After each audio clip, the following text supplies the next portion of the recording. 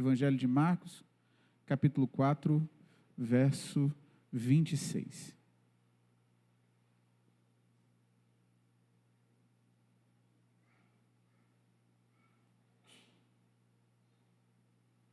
Marcos 4, verso 26.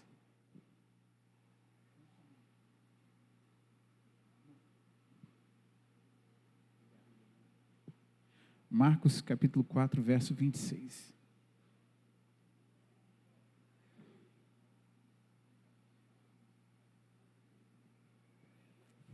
Se você já abriu e achou, diga amém. Aleluia. Diz assim a palavra do Senhor. E disse ainda: o reino de Deus é assim, como se um homem lançasse a semente à terra. Depois dormisse e se levantasse, de noite e de dia, e a semente germinasse e crescesse, não sabendo ele como. Verso 28. A terra por si mesma frutifica. Primeiro a erva, depois a espiga, e por fim o grão cheio na espiga. E quando o fruto já está maduro, logo se lhe mete a foice, porque é chegada a ceifa. Amém? Vamos orar mais uma vez? Pai bendito, muito obrigado por essa manhã. Ó Deus, muito obrigado pelo privilégio de cantar louvores a Ti. Muito obrigado pelo privilégio de abertamente falar contigo em oração. Muito obrigado porque nas nossas mãos está a Tua palavra. E nós reconhecemos que a Tua palavra tem autoridade sobre a nossa vida para transformar o nosso coração, a nossa mente e os nossos passos. Por favor, Senhor, fala conosco através da Tua palavra nessa hora. Não nos deixe sair daqui da mesma maneira que entramos. Mas afeta-nos com a Tua palavra. Nós nos comprometemos, Senhor, a Te dar toda a honra, toda a glória, toda a dignidade, toda a exaltação e todo louvor. Nós oramos em nome de Jesus. Amém e amém. Aleluia. Bom, irmãos, desde a virada do ano, nós estamos com essa dinâmica, não é verdade? De crescimento, de falar sobre crescimento, né? O que Deus colocou, né? O que o Espírito Santo colocou no coração do pastorzão, do nosso pastor, para esse ano, a palavra profética, a palavra de direção para a nossa vida, é o ano do crescimento, vivendo em Deus o poder do crescimento. E nós estamos pensando, dando essa dinâmica, trazendo essa reflexão, para que como nós conseguimos crescer, para que a gente possa pensar como que a gente pode crescer, como que a gente pode ser desenvolvido na presença de Deus com plenitude, sabe? E orando por hoje, orando por essa manhã, eu fui levado, né, pelo Espírito Santo a lembrar dessa parábola. É uma parábola muito, muito assim, peculiar, porque ela não é achada nos outros evangelhos. Ela é contada somente por Marcos. Ela é contada somente por esse menino. E a história de Marcos, ou João Marcos, assim como alguns historiadores decidem pensar, é uma história extraordinária. É a história de um menino que conhece o Evangelho através da sua família. Alguns chegam a dizer que João Marcos era filho da proprietária da casa onde foi realizada a última ceia. Então, alguns chegam a pensar que o homem que estava carregando o cântaro, quando Jesus manda ou envia os seus discípulos para prepararem a ceia, era exatamente João Marcos. João Marcos era um menino que, ao passo que era fervoroso, empolgado com a glória, com o poder, com a manifestação do poder de Deus e da pessoa de Jesus encarnada, ele era alguém que oscilava muito. Por 3 vezes João Marcos oscilou. Dizem alguns alguns analistas, alguns historiadores, que João Marcos estava naquele grupo dos 70. Tenho certeza que você se lembra, em que Jesus enviou os 70 discípulos para pregar o Evangelho e lhes disse: olha, em meu nome vocês vão expulsar demônios, curar e fazer prodígios e maravilhas. Depois que aqueles 70 voltam, eles voltam empolgados, eles voltam assim animados, eles voltam assim vibrando com o poder que há no nome de Jesus, e louvado seja o nome de Jesus por isso, não é verdade? Nós precisamos de fato vibrar com o poder que há no nome de Jesus. Amém ou não amém? Amém, aleluia, amém. Só que depois Jesus admite um discurso, ou começa a proclamar um discurso pesado, que não foi muito bem entendido pelos religiosos da época, quando Jesus diz: olha, aquele que não comer da minha carne e beber do meu sangue, esse não tem parte de mim. E aquela multidão vira e fala assim: olha, duro esse discurso, pesado, quem pode ouvi-lo? E diz o texto bíblico que a multidão se dispersa, e os historiadores também dizem que João Marcos foi um desses que se dispersou. Percebe? A construção da vida de João Marcos foi uma construção de vida, não de uma linha reta e perene, mas foi uma construção de vida de altos e baixos.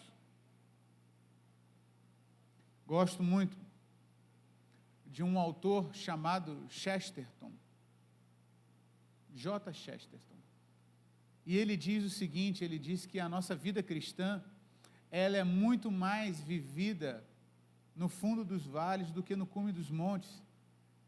Nesse sentido, ele admite que a nossa vida não é uma linha linear ou uma reta ascendente somente, mas ela é um gráfico verdadeiramente em que ela sobe, às vezes. A grande maravilha, a grande graça, a grande obra extraordinária da presença de Jesus Cristo na nossa vida, e quando Ele nos toca, Ele nos afeta, que Ele não nos abandona no meio dos nossos vales. Ainda que a gente balance ou esmoreça, desanime, seja por que causa for, Ele é o Deus de Hebreus capítulo 4, que diz assim: olha, vocês não têm um sacerdote que não conhece as suas dores, mas que antes em tudo foi provado. Outros deuses, meus irmãos, crescimento não é uma linha, é isso que eu estou querendo dizer para você nessa manhã, crescimento não é uma linha reta em direção ao topo, e o nosso Deus sabe disso.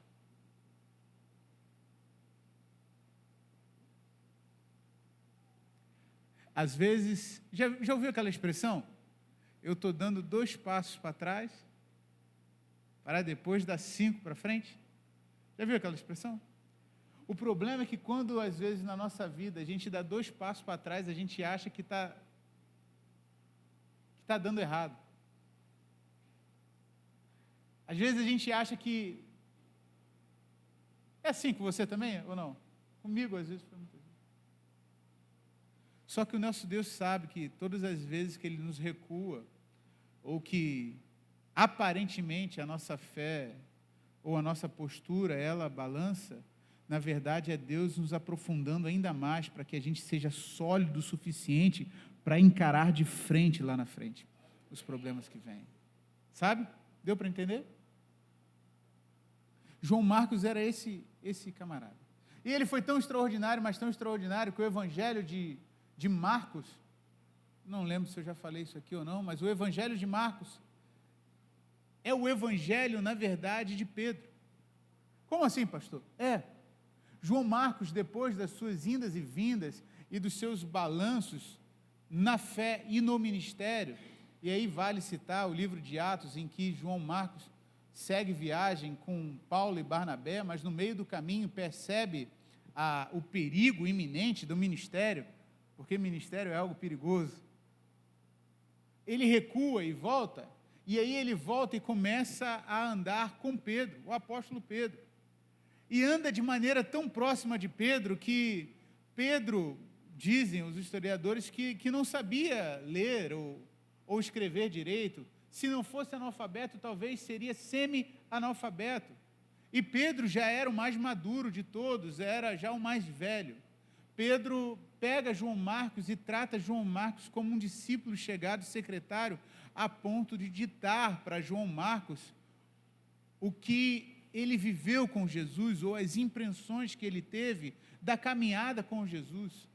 Então, é tão maravilhoso, tão extraordinário estudar sobre o Evangelho de Marcos. O Evangelho de Marcos foi o primeiro evangelho a ser escrito e deu base para os outros evangélicos, ou seja, pessoas que oscilam, que às vezes nem acreditam nelas mesmas, elas podem servir nas mãos de Deus como fundamento sólido para a construção de algo extraordinário.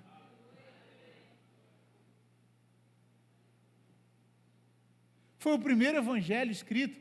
E aí quem é que foi visitar esse evangelho? Foi Lucas. Lucas era um médico, catedrático, acadêmico, inteligentíssimo, pesquisador, mas a fonte que ele usou foi Marcos. Marcos foi sendo desenvolvido por Pedro, foi sendo discipulado, foi sendo guiado, foi sendo trabalhado por Pedro, e por fim recebeu a graça, o privilégio de escrever o Evangelho. E note uma coisa, eu tenho certeza que você já percebeu isso, mas perceba com a profundidade que é devida. O Evangelho, está escrito assim no começo, o Evangelho segundo Marcos.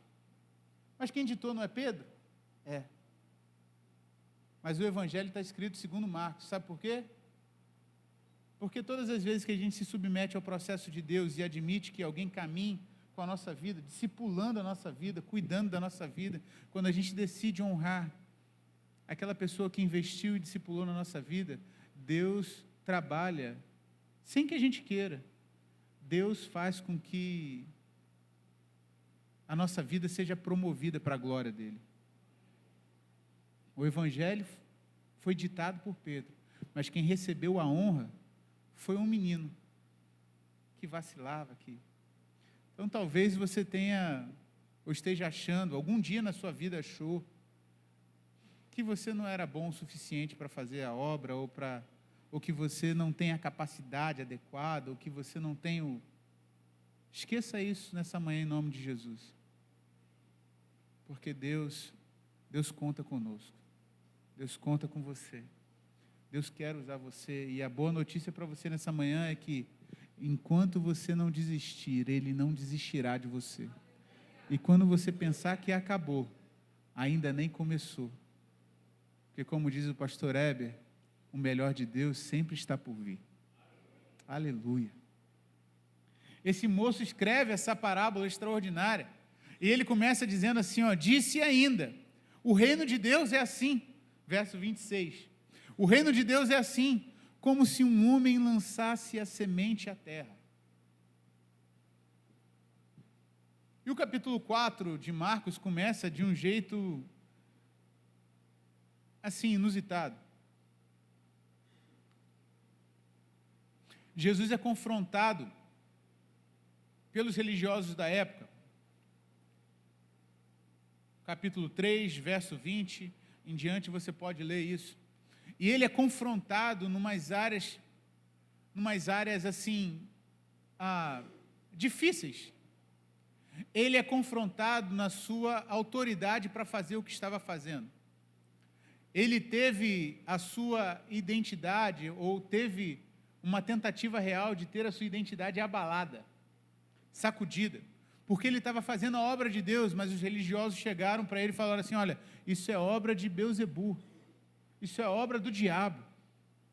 E daqui a pouco, passa-se um tempo, e ele está reunido, lá para o verso 31, ele está reunido com seus discípulos, e dizem assim para ele, olha, chegou aí a tua mãe, e os teus irmãos, no intuito de fazer com que os laços de família tirassem ele do propósito, ou fazer com que ele parasse de fazer o que estava fazendo, somente pelos laços de família. E Jesus vira e fala assim, olha, quem é o meu pai, quem é a minha mãe, e quem são meus irmãos, senão aqueles que fazem a vontade de Deus, aqueles que fazem a vontade de meu pai. Jesus estava sendo extremamente pressionado, o diabo estava tentando abalá-lo e sacudi-lo de tudo quanto é lado, irmão. estava tentando afetar e desestabilizar Jesus. Diz o texto, capítulo 4, verso 1, diz assim: voltou Jesus a ensinar à beira-mar, e reuniu-se numerosa multidão, e ele, de modo que entrou num barco, onde se assentou, afastando-se da praia, e o povo estava à beira-mar, na praia. Ou seja, Jesus se afasta daquele negócio. Deixa eu te dizer uma coisa, às vezes a gente quer rebater muito aquilo que estão fazendo conosco, às vezes a gente quer replicar e sabe, eu passei um negócio interessante nesse final de semana. Vale a pena contar. Eu fui alugar um carro, fiz a reserva de um aluguel de um carro, né? Nós estávamos sem carro, estamos. E eu fui reservar um aluguel de um carro e estava tudo certo. Fui lá, preenchi, parará, fiz o cadastro numa empresa onde alugo o carro há mais de 5 anos, 6 anos. Sempre alugo lá. E aí, quando eu cheguei lá, fui passar o trâmite, tudo certinho e tal. Quando foi na hora de digitar a senha lá, falaram assim: olha, estou recebendo uma mensagem aqui que está dizendo para não alugar para você. Oxe, o que é isso? Bateu aquele desespero no coração, né? Aí você vem na ficha aqui, ó, você pega a mente assim e faz assim, né? Examine-se, pois, o homem a si mesmo, né? Rolou aqui. Falei, ó, aqui está ok, aqui está ok, aqui está ok, não tem nada errado para poder. E qual é o problema? Não está dizendo.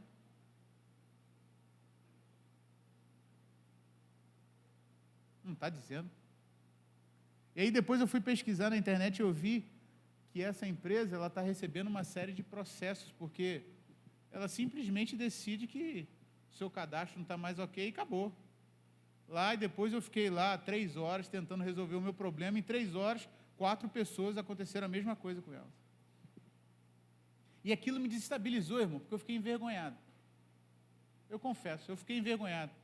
Porque os irmãos sabiam, as pessoas que estavam trabalhando eram pessoas que me conheciam. Falei, irmão, pode ver aí. Puxa, falei mesmo, a gente está em família, amém? Amém ou não amém? Puxa no Serasa aí, irmão, meu nome está ali. Falei sim, irmão, falei de verdade. Pode puxar tudo aí, investiga o que você quiser aí, não tem nada errado. Puxa o que você quiser. O que está de errado? Aquela coisa, sabe aquele sentimento de humilhação? Aquilo o diabo rondou meu coração ontem. Eu confesso até que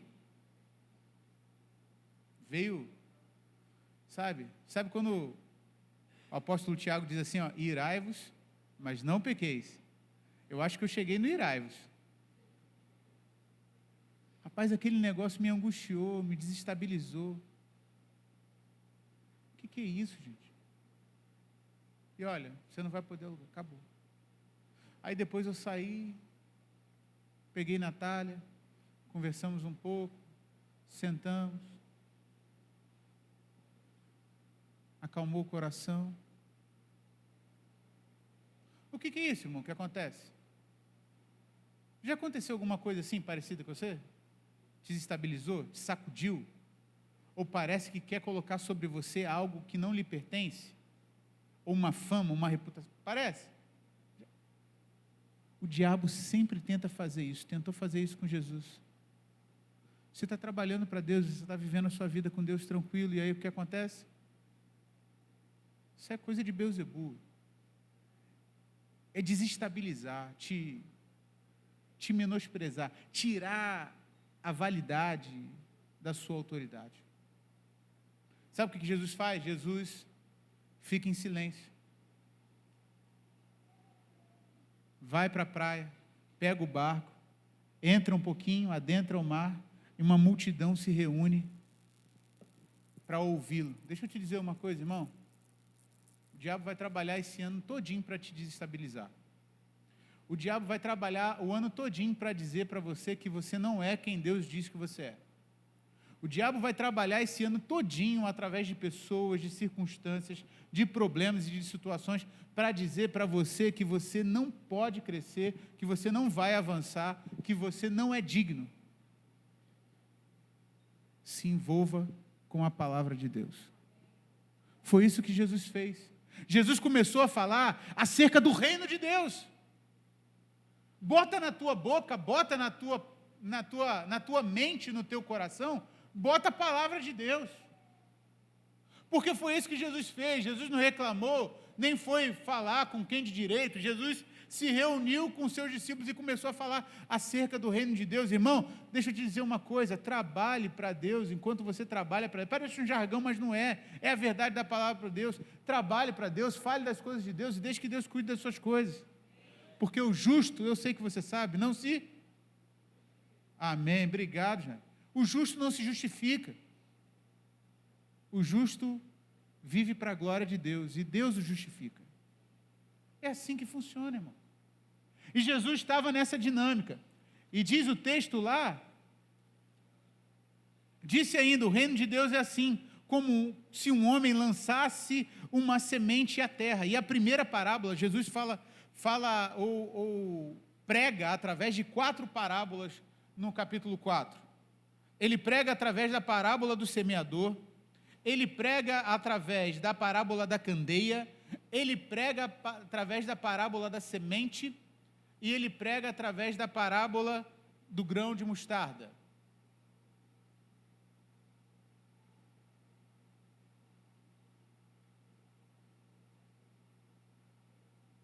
A pergunta é, se ele já tinha pregado da parábola do semeador, por que vai falar da parábola da semente?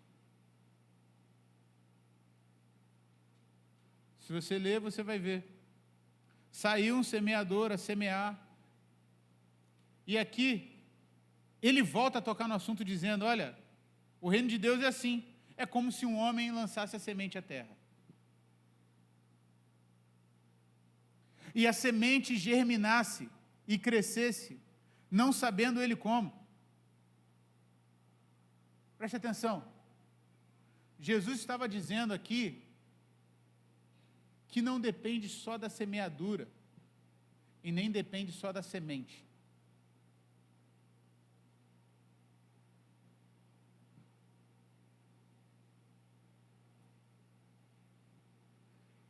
Porque quando ele está dizendo que o reino de Deus é como se um homem lançasse a semente à terra, não é ele quem está lançando, mas é alguém que prega o evangelho, e a semente germinasse e crescesse, não sabendo ele como.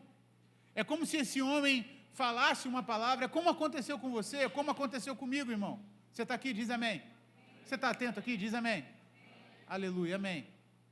É como aconteceu com você, é como aconteceu comigo. Alguém lhe pregou o evangelho, alguém lhe falou de Jesus, talvez seu pai, sua mãe, talvez um colega, um amigo de escola, talvez um funcionário, um patrão, talvez um tio, uma tia, eu não sei. Alguém semeou a palavra e talvez esse alguém não cultivou a terra e nem preparou a terra, ele simplesmente jogou. É o que o texto está dizendo aqui. O semeador lançou a semente na terra, diz o texto assim, o verso 2, depois dormiu e levantou de dia e de noite, e a semente germinou e cresceu, ou como se a semente germinasse e crescesse, não sabendo ele como, ele simplesmente jogou a terra. Muitas das vezes, o semeador, ele não prepara a terra. A pergunta é por quê? O semeador só é responsável por lançar a semente. Por que ele não é responsável para poder cuidar da terra? O texto está dizendo aqui, olha, o verso 3 do capítulo 4 vai dizer, ouvi, eis que saiu um semeador a semear, e ao semear, uma parte caiu à beira do caminho. Verso 5, outra caiu em solo rochoso. Verso 7, outra caiu entre os espinhos. Outrora, verso 8, outrora, enfim, caiu em terra boa e deu fruto. O que Jesus está falando aqui é o seguinte, irmão. Olha só, o problema, muitas das vezes, da falta de crescimento, não está na qualidade da semente, não está na qualidade da semente, nem na competência do semeador.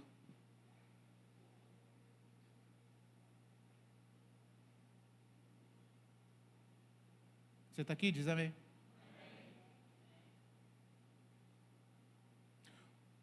Eu estou tentando fazer a conexão dessas duas parábolas, não sei se você já pegou aí, porque elas têm conexão. Porque Jesus fala da parábola do semeador e depois da parábola da semente. Mas ele usa solo nas duas. Só que uma ele explica quais são os tipos de solo. E outra ele fala somente da semente e aborda um tipo de solo, o solo que produz, o solo que germina.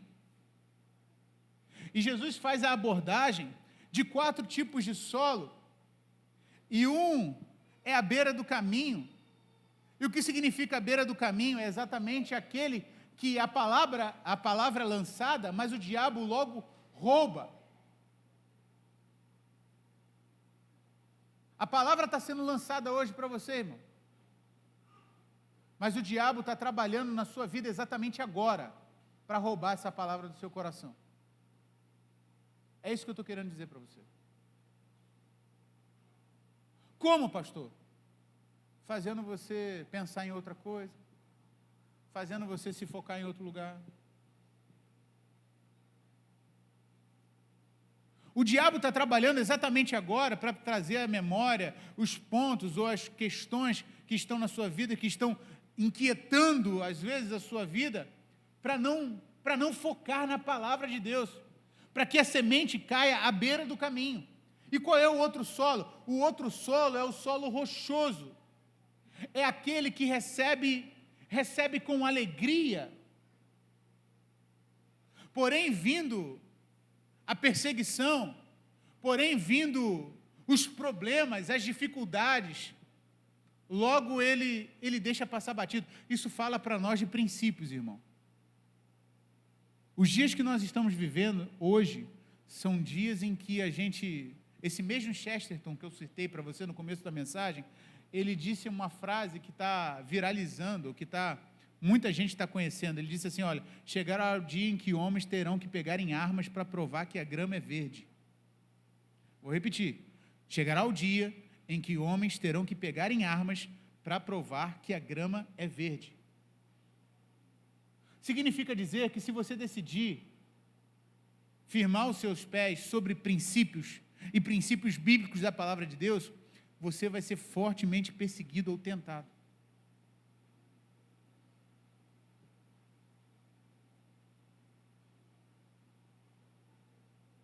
E existe um outro solo.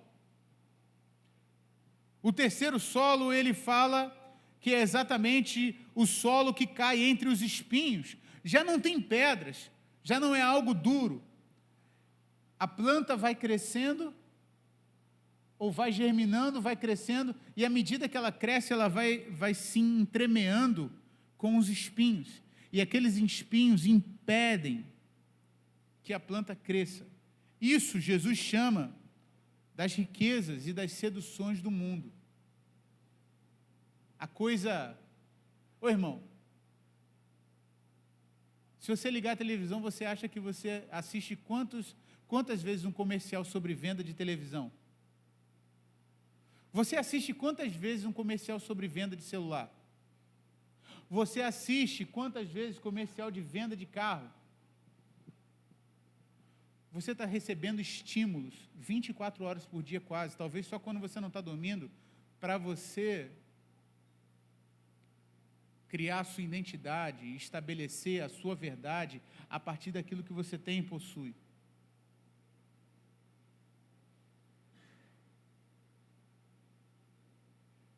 O desejo de ter, irmão, é isso que eu estou querendo dizer para você, nos leva para longe da presença de Deus e faz com que a palavra seja abafada. Eu não tenho nenhum problema, você pode ser rico, milionário. Na verdade, eu oro até por você para que você seja, mas para que o seu coração nunca esteja nessas coisas. Porque no desejo de ter, diz o apóstolo Paulo, muitos se desviaram da fé. ganância.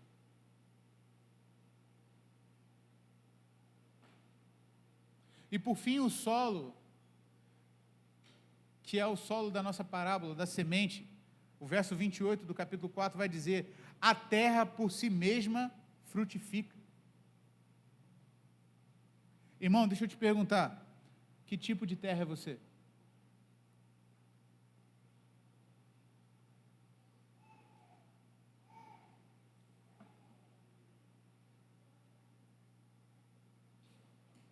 Que tipo de terra é você?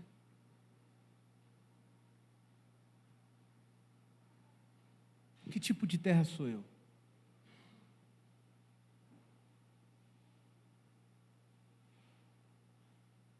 Você é alguém que recebe a palavra de Deus e se sente extremamente tocado, mas no outro final de semana não lembra mais aquilo que foi dito? Você é alguém que recebe a palavra de Deus? Isso é muito sério. Você é alguém que recebe a palavra de Deus, mas que se fizer algum tipo de pressão, você se encolhe num canto e fica quieto?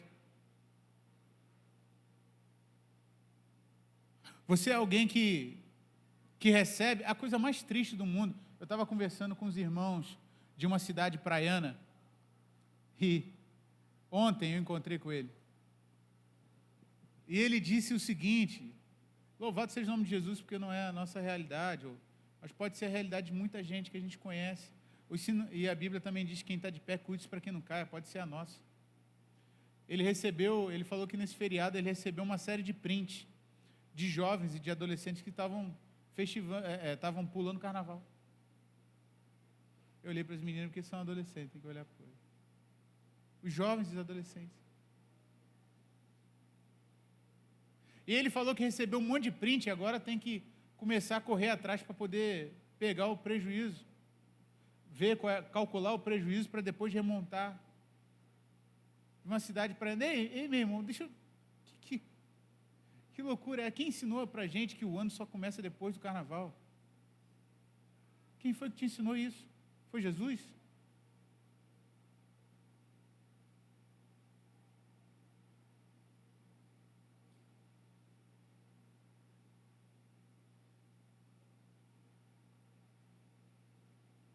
Que tipo de solo a gente é?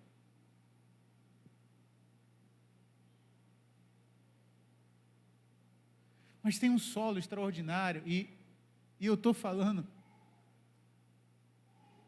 para meninas, a partir da minha filha ali, para meninas e meninos, para adolescentes, para jovens, para adultos, para maduros, para senhores e para senhoras. Que Deus me deu a graça de conviver, Deus me dá a graça de conviver e de perceber quem são. Irmão, queria que você olhasse com fé, por favor, não faça isso despretensiosamente, faça isso profeticamente. Vire para a pessoa que está do seu lado e fala assim: você é uma terra boa. Você é uma terra boa, aleluia. Declare com fé: você é uma terra boa, aleluia. Você é uma terra boa, irmão, sabe por quê?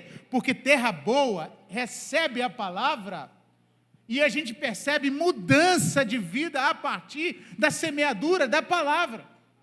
Porque não tem a ver com a qualidade da semente, nem tem a ver com a competência do semeador, tem a ver com a qualidade da terra. A terra é boa, aleluia.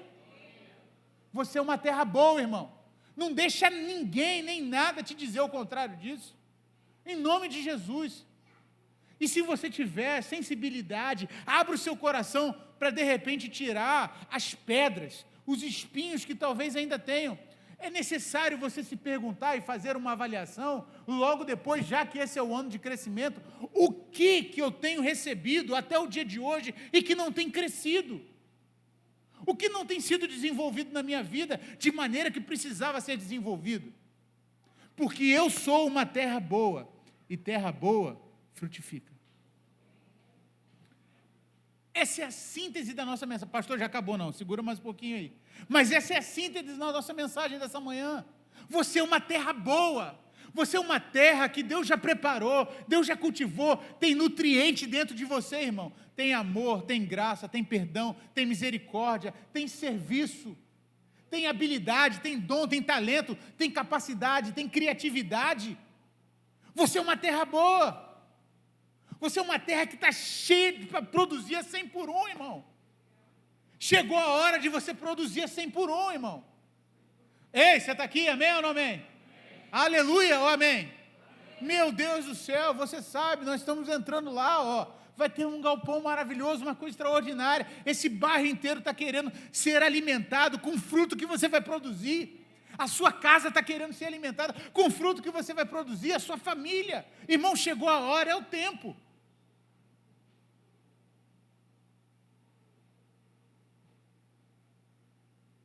Amém? Você crê nisso de verdade? Crê, irmão? Se a terra é boa, o crescimento é certo. Eu vou repetir. Se a terra é boa, o crescimento é certo. A terra por si mesma frutifica. O verso 28. Primeiro a erva, depois a espiga, e por fim o grão cheio na espiga. Eu não sei.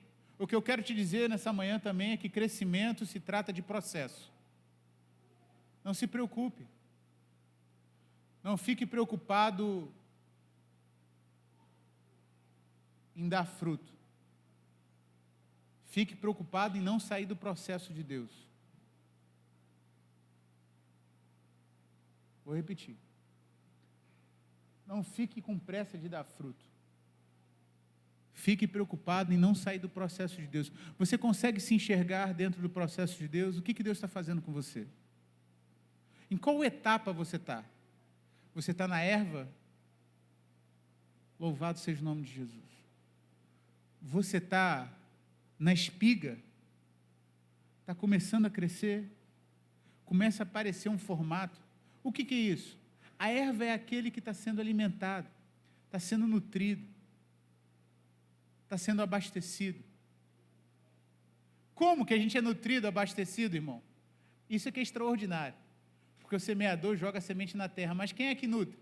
Se não tem quem cultiva? É o próprio Deus, através de processo. Qual é o processo, irmão? Sol, chuva, seca, vento. Difícil dar glória a Deus, né, irmão? Porque o processo de Deus muitas das vezes é assim. Tem dia que está bonito, mas tem dia que tem uma tempestade caindo na nossa cabeça. Você está no processo de Deus. Tem dia que está lindo, mas tem dia que a gente não tem vontade de levantar da cama. Você está no processo de Deus. Tem dia que está tudo bem, a gente está feliz, está na beira da praia, lá de Lagoa Doce. Ninguém conhece, conheceu, né? Lá em São Francisco, coisa boa. Bota a mesinha, um peixinho, aquele cheiro de mar. Meu Deus, se eu fechar o olho, parece que eu estou lá. Eu amo praia, irmão. Mas tem dia que está batendo vento de tudo quanto é lado, mas de tudo quanto é lado, que a gente parece que a gente está sendo... Parece que tem alguém socando a gente na frente, atrás, nas costas, dentro, e parece que o dia não acaba, não é verdade? Você está no processo. Porque o processo de Deus, para a erva tem sol, tem chuva, tem vento. A coisa mais extraordinária do processo é que mesmo quando o vento passa, quando o sol diminui, quando a tempestade acaba, a gente percebe que a gente já não estava mais no mesmo tamanho que a gente era. Ei, dá um glória a Deus aí, você pode dar? Sabe por quê? Porque a nossa fé vai sendo enrijecida, vai sendo fortalecida.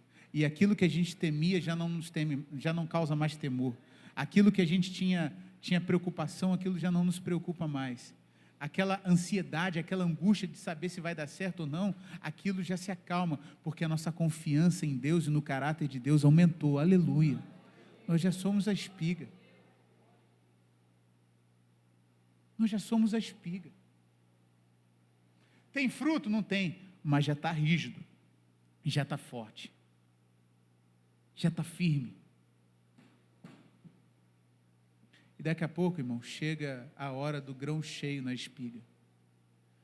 É que as pessoas vão começar a olhar para a nossa vida e vão falar assim: olha, pai fulano é uma benção. Viu como é que ele fala? Viu como é que ela ora? Viu como é que ela canta? Viu como é que ele toca? Viu como é que ele sorri? Rapaz, sem ninguém falar nada, ele pegou um copo d'água e foi lá. Viu como é que ela faz? Viu como é que ele... Olha como é que é o abraço dele. As pessoas vão começando a notar os nossos frutos, irmão. As pessoas vão começando a perceber que Deus está agindo através da nossa vida nas coisas mais simples e bobas, que a gente acha que não é nada, mas que para as outras pessoas é grande coisa. Deixa eu te dizer uma coisa, irmão, não menospreza aquilo que Deus tem confiado a você, não. Talvez você está olhando para o lado, olhando para o outro e achando que o outro tem um dom melhor, ou tem uma capacidade melhor, ou tem... Não, irmão, nós somos um corpo, a gente precisa de tudo junto, para que tudo funcione, a gente precisa de tudo junto. Não menospreza não, irmão. Em vez disso, pega isso que Deus... E coloca nas mãos dele, porque Deus nunca precisou de muita coisa. Deus só precisa de alguém com coração de criança, 5 pães e 2 peixes para entregar na mão dele, para alimentar uma multidão. Você tem 5 pães e 2 peixes, irmão. 5 torradinhas. O que Deus te deu? Coloca nas mãos de Deus. Porque isso é crescimento, irmão. Crescimento é isso, é quando a gente sai de um estágio onde a gente está achando que a gente está sofrendo muito, mas daqui a pouco a nossa vida vai tomando forma, e daqui a pouco aquilo que Deus está produzindo dentro de nós começa a abençoar a vida de outras pessoas, aleluia. Teu casamento pode abençoar outros casamentos, é isso que eu estou querendo dizer para você. A criação dos teus filhos pode abençoar a criação de outros filhos. O teu dom, o teu jeito, a tua maneira de escrever pode abençoar quem não sabe ler e escrever. Deixa eu te dizer uma coisa, Deus te encheu de dons e de talentos. As meninas da dança aqui, pega essa galerinha mais nova, ensina a dançar. Deus não tem dado isso para vocês, minha filha? Pega essas menininhas aí e começa a ensinar a dançar. Que coisa extraordinária. Uma nova geração vai se levantar através da disposição da vida de vocês. Isso é extraordinário, irmão. Isso é a igreja de Jesus. As pessoas vão começando a ter contato conosco e sentem o gosto do fruto de Jesus na nossa vida. Crescimento. Deus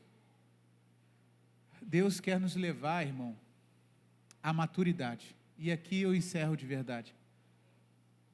Porque o verso 29 diz assim: e quando o fruto já está maduro,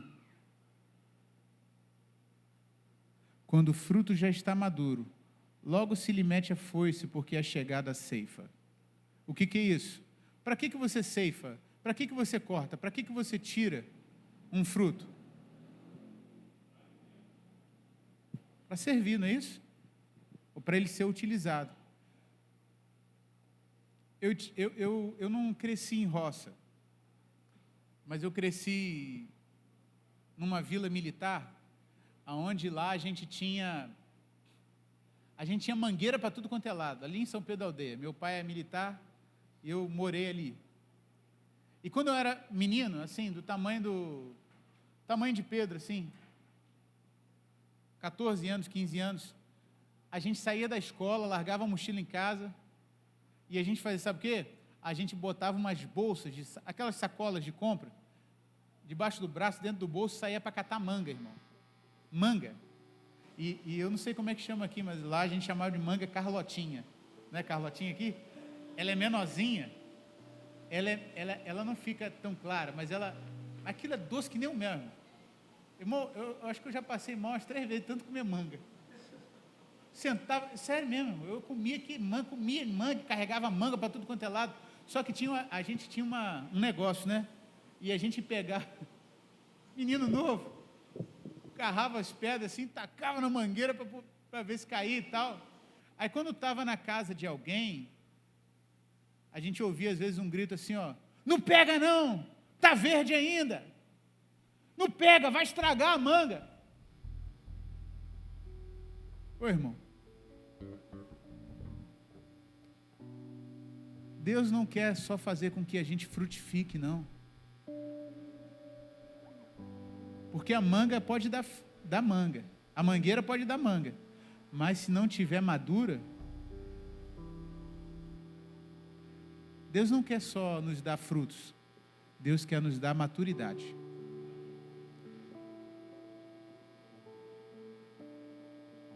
Maturidade para não mais balançar ou ficar triste ou acabrunhado quando as coisas não saem do jeito que a gente quer. Maturidade para poder liberar perdão de maneira fácil, tranquila. Maturidade para poder servir sem esperar nada em troca. Maturidade para poder viver a vida de Jesus como Jesus viveu a vida dele. Mais do que fruto, Deus quer nos dar frutos maduros. Isso é crescimento. Isso é crescimento extraordinário. Isso é uma vida abundante, irmão. O Evangelho de João, capítulo 10, diz assim, olha, o ladrão veio para roubar, matar e destruir. Mas eu vim para que vocês tenham vida. Seja uma vida tão extraordinária, que ela seja vivida em abundância.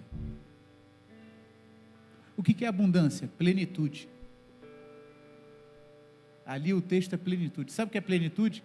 É quando todas as áreas da nossa vida são alcançadas e atingidas pela mão de Deus. A nossa família, a nossa casa, nosso serviço, nosso trabalho, na igreja, na escola, na faculdade, no relacionamento, na padaria, na mercearia, no supermercado. Plenitude. Maturidade. Não andando mais como meninos, de um lado para o outro, como diz Efésios capítulo 4, verso 13, 12. Mas servindo ao Senhor. Deixa eu te dizer uma coisa, tem muita gente ao seu redor querendo experimentar Jesus através da sua vida. Chegou a hora de crescer. Sabe por quê, irmão?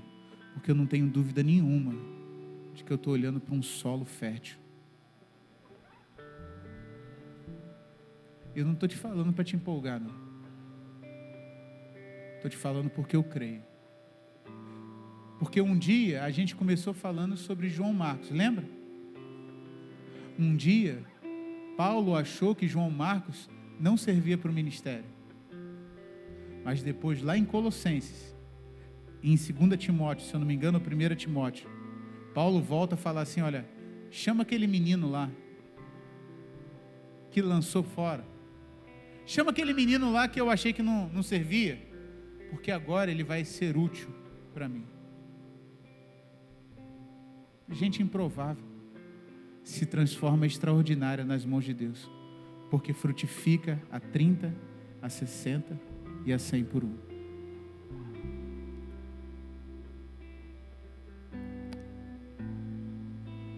Cresçamos em tudo naquele que é o cabeça. Cresçamos em tudo naquele que é o cabeça. Cristo Jesus. Se coloca de pé, vamos orar.